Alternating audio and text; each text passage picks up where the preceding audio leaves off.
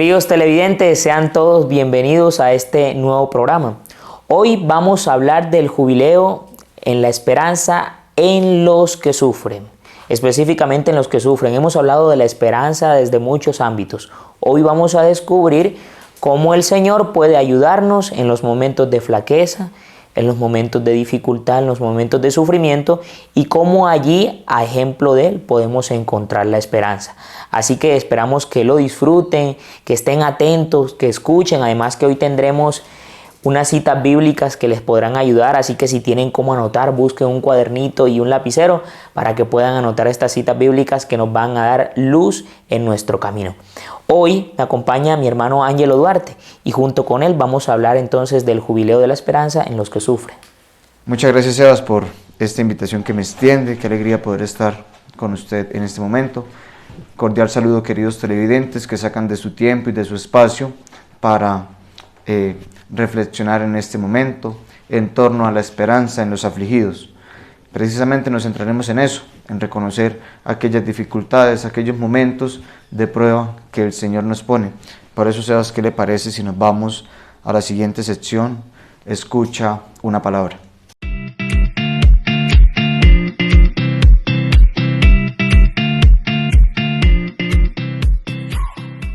Queridos hermanos, hoy vamos a reflexionar sobre el Evangelio de Marcos, capítulo 5, versículo 21 al 43.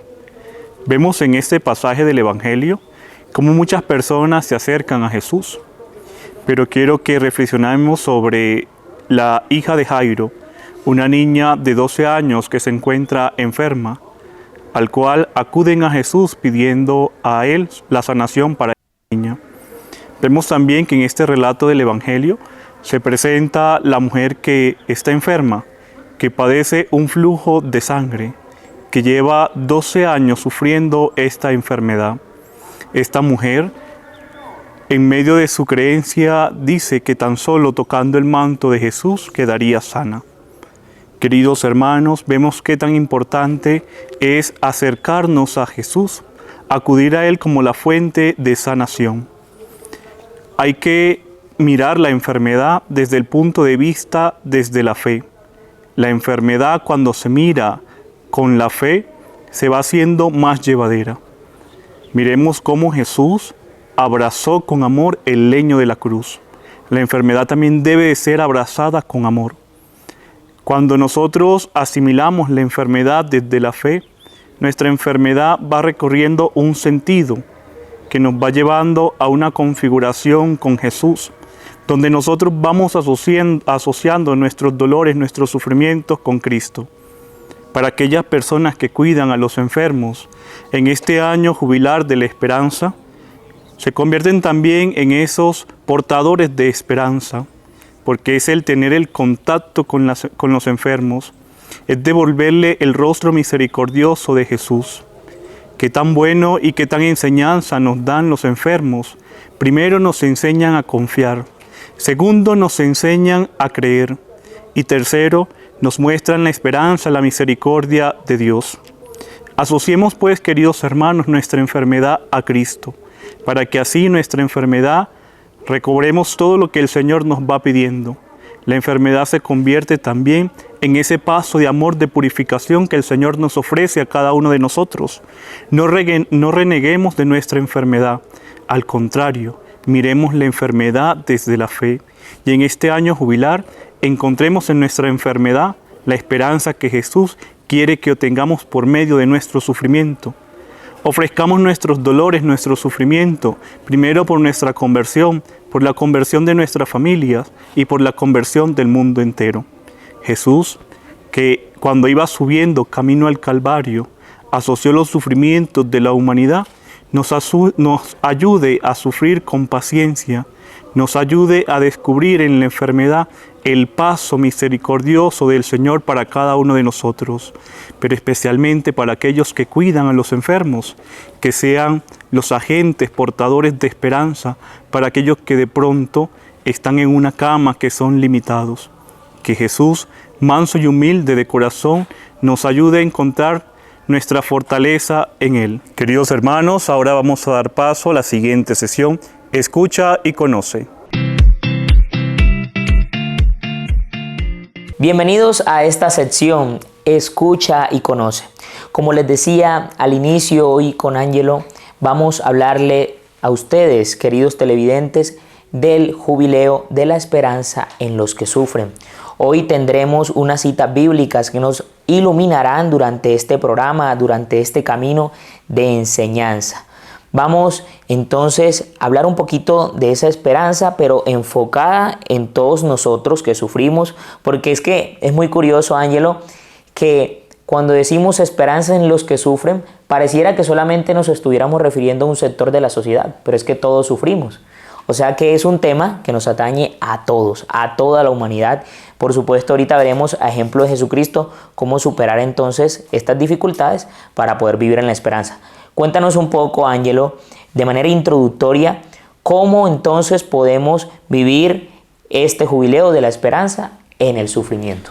Claro que sí, Sebas. Recordamos y tengamos presentes, queridos televidentes, que cada uno de nosotros a lo largo del camino de la vida vamos pasando por momentos difíciles, por momentos oscuros, donde sentimos que ya nuestras fuerzas no dan más, que nos sentimos solos, que nos sentimos, como decimos comúnmente, con ganas de tirar la toalla, con ganas de dejar todo y salir corriendo. Y por eso qué bueno tomar a Jesucristo como ejemplo y reconocer y conocer también que Jesús se hace hombre para compartir en nuestra condición humana, teniendo presente que comparte toda nuestra condición humana, menos en el pecado. Jesús que se encarna de María la Virgen, para vivir lo que cotidianamente también nosotros vivimos a lo largo de la vida. Por eso, Sebas, qué bueno sería que usted nos contara un poco de qué nos puede tal vez hacer entender que Jesús se encarna y se hace hombre y que comparte precisamente esta condición humana. Muy bien, Ángelo, queridos televidentes, la primera cita bíblica de la que les comentaba ahorita, les voy a regalar 3. La primera, segunda epístola a los Corintios, el capítulo 1, los versículos del 7 al 10. Oigan bien, es firme nuestra esperanza respecto de vosotros, pues sabemos que como sois solidarios con nosotros en los sufrimientos, así lo seréis también en la consolación. Pues no queremos que lo ignoréis, hermanos. La tribulación sufrida en Asia nos abrumó hasta el extremo, por encima de nuestras fuerzas, que perdimos la esperanza de conservar la vida, pues hemos tenido sobre nosotros mismos la sentencia de muerte, para que no pongamos nuestra confianza en nosotros mismos, sino en Dios que resucita a los muertos. Él nos libró de tan mortal peligro y nos librará. En Él esperamos que nos seguirá librando.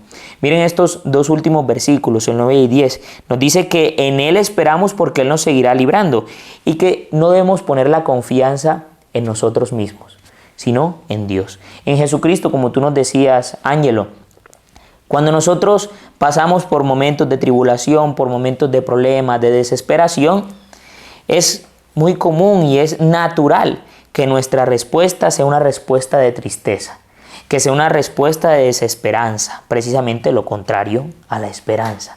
Que no confiemos en el Señor y que creamos que nosotros con nuestras propias fuerzas podemos seguir adelante. Y es que Jesucristo es el claro ejemplo de resiliencia. Jesucristo es el claro ejemplo de que nosotros podemos encontrar en el dolor, en el sufrimiento, en los problemas y dificultades, podemos encontrar la gracia de Dios, el amor de Dios que nos da las fuerzas para seguir adelante, Ángelo.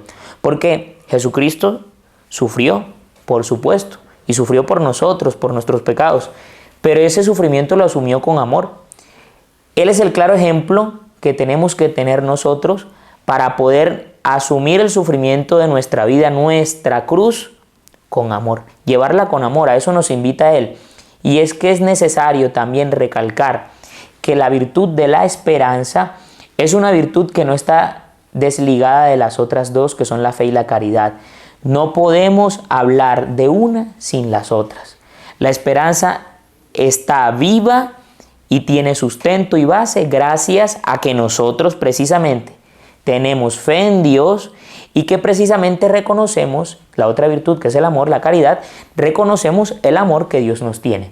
Si nosotros reconocemos ese amor y creemos en Él, entonces la esperanza siempre se va a mantener viva. Por eso, por supuesto, Jesucristo nos acompaña, Jesucristo nos ayuda, Jesucristo está ahí presente al lado nuestro, para que nosotros siempre, ante todas las dificultades, y al inicio lo decíamos, todos los humanos sufrimos, todos tenemos dolores y a todos nos aqueja algo, pero es importante que allí digamos, Dios me ama, que es siempre la más grande certeza que podemos tener nosotros como seres humanos. Dios me ama siempre. Ángelo, cuéntanos, ¿es posible? Ya nos hemos iluminado con la palabra de Dios, pero es posible que nosotros allí en ese momento de dolor podamos decir, yo confío en Dios. ¿Cómo puedo yo decirlo? ¿Cómo puedo yo tener la certeza o cómo puedo decir que pongo mi confianza en Dios en medio de estas dificultades? Bueno, Seba, recordemos que la palabra de Dios es un instrumento que ilumina nuestra vida. Y si nos vamos un poco a la palabra de Dios, encontramos en el Salmo 127 la súplica que en los momentos de oscuridad, de dificultad, elevamos a Dios, donde le decimos que confiamos en Él y que en Él ponemos nuestra esperanza, que en su palabra ponemos nuestra esperanza. También la palabra de Dios nos va a presentar distintos momentos que nos pueden llevar a confiar, que nos pueden llevar a esperar en la voluntad de Dios. Y uno de estos textos es precisamente el Evangelio de San Mateo, en el capítulo 11, versículo 28 al 32, donde Jesús nos dice que cada vez que nos sintamos sin fuerzas, que cada vez que nos sintamos rendidos, acudamos a Él que recoge todo lo que nos oscurece, todo lo que nos hace sentir débiles y nos ayuda con estas cargas. Textualmente nos va a decir, vengan a mí todos los cansados y aliviados, que yo os aliviaré. Nos invita a que acudamos a Él, que renovará nuestra vida, que renovará nuestra fuerza. Y otro salmo que también podemos encontrar, es un texto muy común, y es el Salmo 22 o 23, donde Jesús se nos presenta como buen pastor que cuida sus ovejas, y aquellas ovejas que somos cada uno de nosotros. Por eso, Sebas, qué importancia es cuando, asistidos por el Espíritu Santo, que es aquel que nos ilumina, leamos siempre y asistamos siempre a la palabra de Dios que es fuente de vida para cada uno de nosotros. Por eso en el Salmo 22 nos va a decir el Señor que nada nos faltará, que si lo tenemos a Él, lo tenemos todo. Y nos va a hacer entender también por medio de este Salmo que si nos apartamos de Él, que si nos dispersamos de Él, pues sencillamente, humanamente, nos complicaremos y no seremos capaces de llevar una vida llena de bendiciones, llena de tal vez esperanza, como bien lo hemos hablado a lo largo de este programa. Sebas, ¿qué le parece, hermano, si nos cuenta un poco sobre cómo cada uno de nosotros podemos mantener la esperanza en aquellos momentos que nos afligen, en aquellos momentos que ya parece que no hubiera más nada que hacer? Bien, nosotros como cristianos tenemos una responsabilidad muy importante, queridos televidentes, muy importante. Y esta responsabilidad, hablando de este tema de la esperanza, es precisamente ser esperanza para el mundo. No todos conocen a Cristo. Nosotros lo hemos conocido. Y habiéndolo conocido, nuestra vida se ha llenado de una esperanza, de la esperanza de la vida eterna. Y esa esperanza debemos llevarla al mundo. Debemos llevarla al mundo. Aquel que no conoce a Cristo, debemos llevarle esa esperanza. Ahora bien, nosotros desde el momento del bautismo,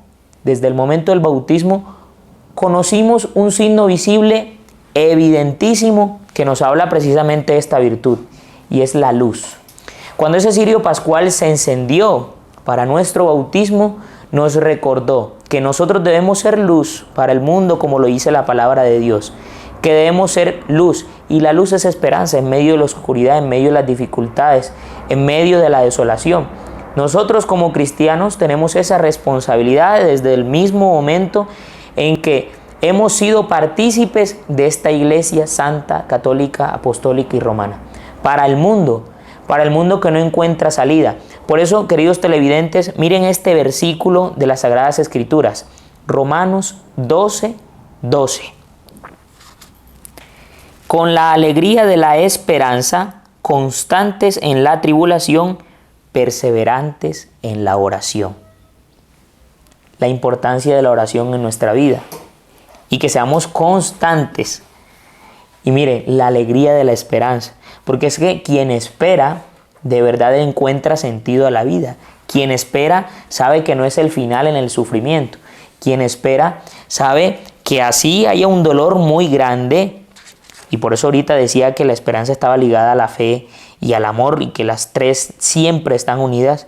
Quien espera sabe y tiene la fe y la plena certeza y confianza en el Señor que tendrá alegría en la esperanza más adelante si persevera. Y qué importante que nosotros, que conocemos eso, que ahora en este momento estamos escuchándolo, lo estamos viendo, cada uno desde sus realidades, cada uno desde sus familias, desde sus trabajos, desde sus colegios, universidades, hogares. Cada uno de nosotros cristianos, bautizados, militantes en esta iglesia, que si reconocemos esto y lo vivimos verdaderamente, podemos nosotros ser un gran ejemplo para los demás. Los demás que de pronto no han escuchado esta palabra, de pronto no han conocido a Jesucristo que ha sufrido como nosotros sufrimos constantemente y que Él pudo superar eso. Ángelo, y por supuesto que nosotros como cristianos tenemos esa misión y tenemos esa labor. Es nuestro deber como cristianos ser otro Cristo para aquel que no entiende cómo en el sufrimiento puede encontrar el amor de Dios. Hay unos pilares dentro de este año jubilar de la esperanza que el mismo Papa nos invita o nos enseña a vivir, unos elementos claves. Yo quiero, Ángelos, que nos digas a todos nosotros, a los televidentes, y que me cuentes un poquito acerca de esos pilares. ¿Cuáles son esos elementos clave que debemos nosotros tener en cuenta dentro de nuestro proceso, específicamente en este año jubilar que apenas estamos iniciando? Claro que sí, Sebas, y queridos televidentes. El Papa Francisco va a escribir un documento para el mes de febrero de este año, precisamente para los enfermos, y va a mencionar 3 pilares importantes que nos deben llevar a reflexionar, a meditar este tema de la aflicción, este tema de los afligidos. En un primer momento es el encuentro. Y recordemos que cuando Jesús hace el envío de los 72, los envía con una misión en específica. Y esta misión es que vayan a cada uno de los lugares con un mensaje de esperanza, dándoles a entender que el reino de Dios está cerca. Y si reflexionamos un poco en esta palabra, en esta palabra que da Dios, es precisamente comprender que Dios está con nosotros, que Dios nunca nos defrauda, que a pesar de que pasemos por momentos difíciles, por momentos de tristeza, Dios está acompañando nuestra vida, Dios está guiándonos e iluminándonos por medio del Espíritu Santo. En un segundo momento, el tema que va a mencionar el Papa Francisco es el don como regalo del Espíritu Santo. De ahí la importancia, queridos televidentes y querido hermano Sebastián, es que siempre en nuestra vida, siempre a lo largo del día a día, pidamos la asistencia del Espíritu Santo, para que este Espíritu nos asista, nos ilumine y nos lleve por buen camino. Y el regalo que nos daría el Espíritu Santo para este tema precisamente es el don de la fortaleza.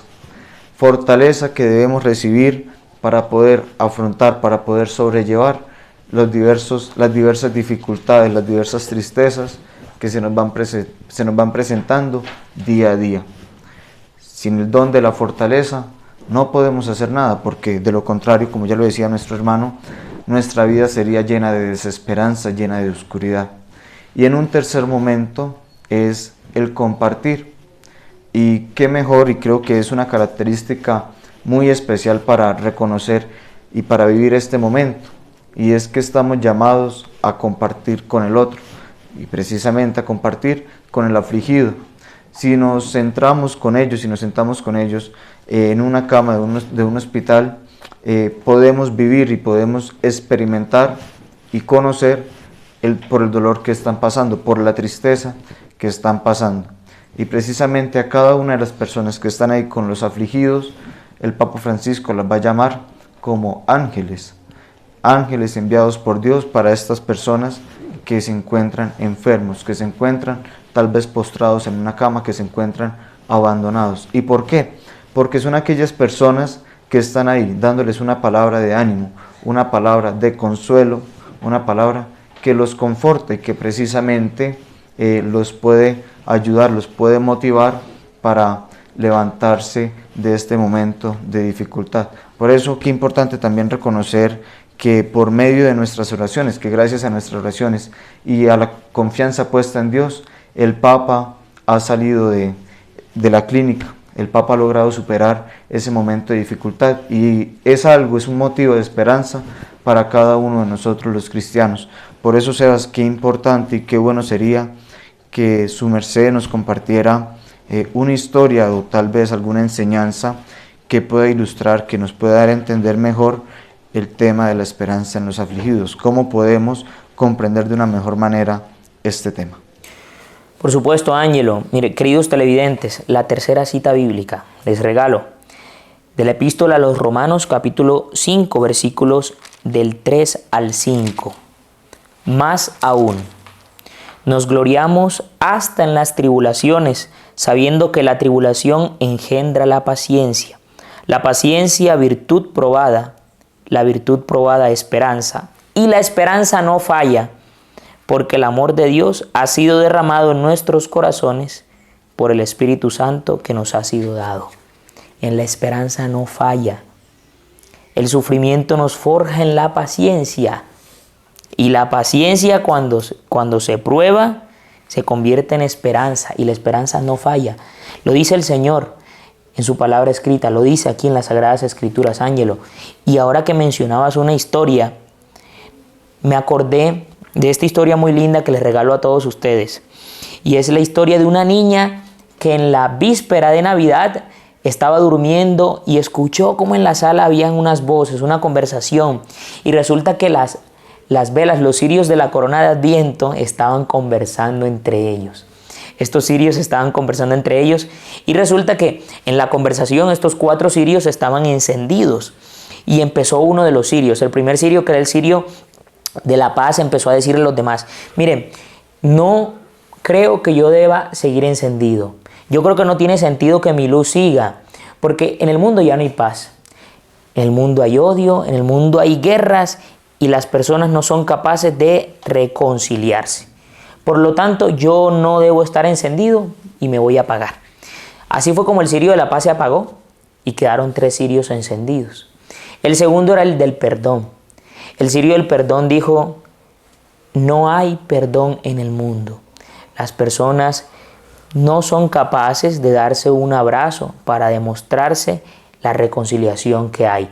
Las personas no son capaces de decir yo te perdono. Las personas no son capaces de decir acepto tu perdón. Por lo tanto, yo creo que ya yo no debería estar encendido. Y así fue como el cirio del perdón se apagó. El tercer cirio, que era el cirio del amor, dijo: amor en el mundo no hay. Si no hay paz, si no hay perdón, amor ya no hay. Debería yo también apagarme. Debería yo también extinguir mi luz. El cirio del amor se apagó.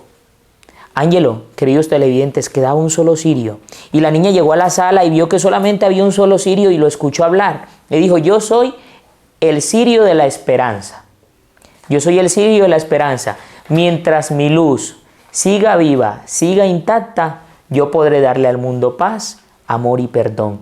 Si la esperanza sigue viva, podrá traer todas las demás virtudes. Por eso la niña tomó ese cirio y encendió la luz de la esperanza nuevamente, la luz de la paz nuevamente, la luz del perdón y la luz del amor. Las encendió para que entonces pudiera reinar otra vez la esperanza en el mundo. Así el Señor, Ángelo, nos recuerda que con esta historia nosotros podemos ser luz, como decíamos ahorita, y esperanza para el mundo. ¿Qué opinas de eso? Sebas, de verdad que es una historia muy bonita, una historia que precisamente muy propicia para el tiempo que estamos viviendo dentro de la iglesia, dentro del calendario litúrgico como lo es la Cuaresma. Es una historia que se nos presta para reflexionar y para comprender que necesitamos del hermano, que necesitamos del otro para que precisamente haya esperanza. No podemos esperar a que en el mundo, a que en nuestra vida exista la esperanza si vivimos consumidos en el mundo de la soledad, en el individualismo. De ahí que es importante cuando cada uno de nosotros, con nuestras palabras, con nuestras actitudes, levantamos el ánimo a aquellos que lo necesitan. Sebas, muchas gracias por haber compartido este espacio de Escucha y Conoce. ¿Qué le parece ahora si nos dirigimos a la siguiente sección, Conoce un Corazón?